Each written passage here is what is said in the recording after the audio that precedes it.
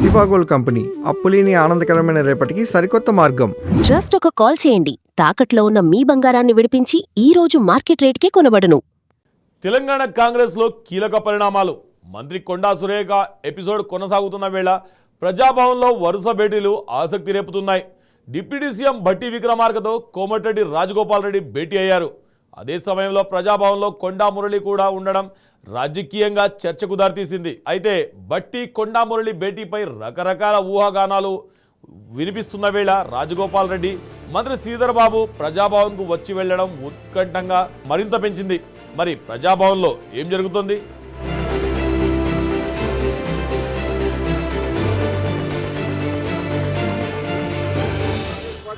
లీడర్లను ఇట్లా కంట్రోల్ చేయాలని వాళ్ళకు అనుకున్న వ్యక్తుల్ని ప్రమోట్ చేసి ఈ ప్రభుత్వంలో వాళ్ళకు బెనిఫిట్ అయ్యే విధంగా ఒక కీలక పాత్ర పోషించి ప్రభుత్వం వెనక నుంచి నడిపేయాలని కలలు కంటుండ్రేమో. ఇది మంచి పద్ధతి కాదు అని చెప్తున్నా. ఆంధ్ర మీడియా అందరికి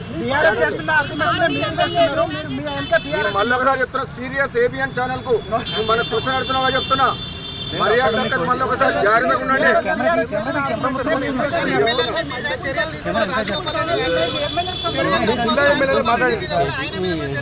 విషయం మళ్ళీ ఒకసారి చెప్తున్నా, కూడా పార్టీకి వ్యతిరేకంగా ముఖ్యమంత్రికి వ్యతిరేకంగా ఒక వ్యక్తులకు వ్యతిరేకంగా విమర్శించలేదు.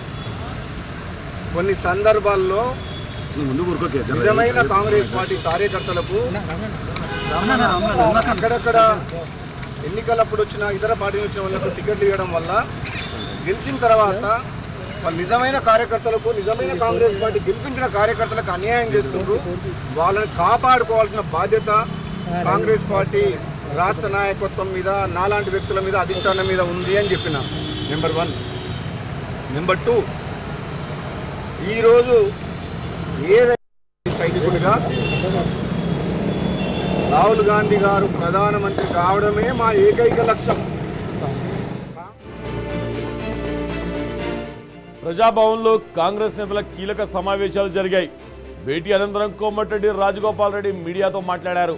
అంతకుముందే ప్రజాభవన్లో కొండా మురళి ఉన్నారని తెలిపారు.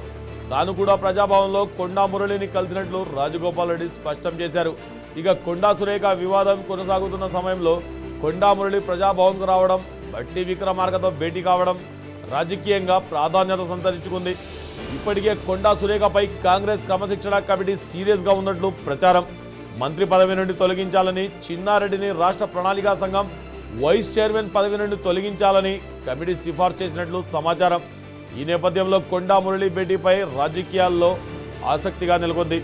తన నియోజకవర్గానికి సంబంధించిన బిల్లుల కోసమే డిప్యూటీ సీఎం భట్టి విక్రమార్కను కలిసినట్లుగా చెప్పారు. దీంతో ఈ భేటీపై వస్తున్న రాజకీయ ఊహాగానాలకు కొంత క్లారిటీ వచ్చినట్లయింది.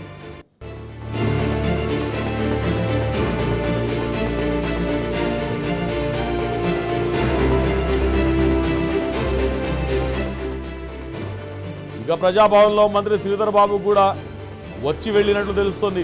ఒకే సమయంలో కాంగ్రెస్కు చెందిన పలువురు కీలక నేతలు ప్రజాభవన్కు రావడం, భేటీలు నిర్వహించడం సురేఖ వివాదం నేపథ్యంలో మరింత ఆసక్తిని పెంచింది.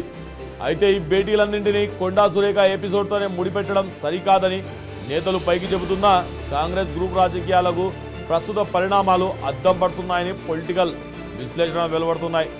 రాజగోపాల్ రెడ్డి తన పదవి కోసమే భట్టిని కలిశారని స్పష్టం చేశారు. అదే సమయంలో కొండా మురళి కూడా తన రాజకీయ భవిష్యత్తుపై క్లారిటీ ఇచ్చారు. ఒకే చోట కీలక నేతలు భేటీ వెనుక అసలు కథ ఏంటి?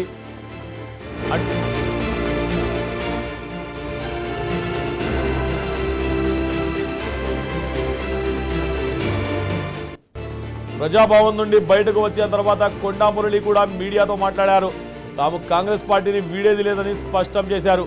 సోనియా గాంధీ, రాహుల్ గాంధీపై తమకు విశ్వాసం ఉందన్నారు. ఇక తన కూతురు సుస్మిత చేసిన వ్యాఖ్యలు ఆమె వ్యక్తిగత అభిప్రాయాలని చెప్పారు. ఆమె మనోభావాలు ఆమెకు ఉంటాయి అంటూ స్పష్టం చేశారు. సుస్మిత వ్యాఖ్యలపై భట్టి విక్రమార్కతో ఎలాంటి చర్చ జరగలేదని కూడా చెప్పారు. ఇప్పుడు తెలంగాణ కాంగ్రెస్లో చర్చంతా ఒకటే. కొండా సురేఖ వివాదం ఎటు వెళ్తుంది? అధిష్టానం ఎలాంటి నిర్ణయం తీసుకుంటుంది? కొండా కుటుంబంతో కాంగ్రెస్ నాయకత్వం ఎలా వ్యవహరిస్తుంది? ఇప్పటికే పార్టీ క్రమశిక్షణ కమిటీ సిఫార్సులు, మరోవైపు ఎమ్మెల్యేల నుండి వస్తున్న డిమాండ్లు ఇంకోవైపు కొండా మురళి బట్టి విక్రమార్కతో భేటీ. ఈ పరిణామాలన్నీ కలిసి తెలంగాణ కాంగ్రెస్లో కొత్త రాజకీయ సమీకరణాలకు దారితీస్తాయా అన్న చర్చ మొదలైంది.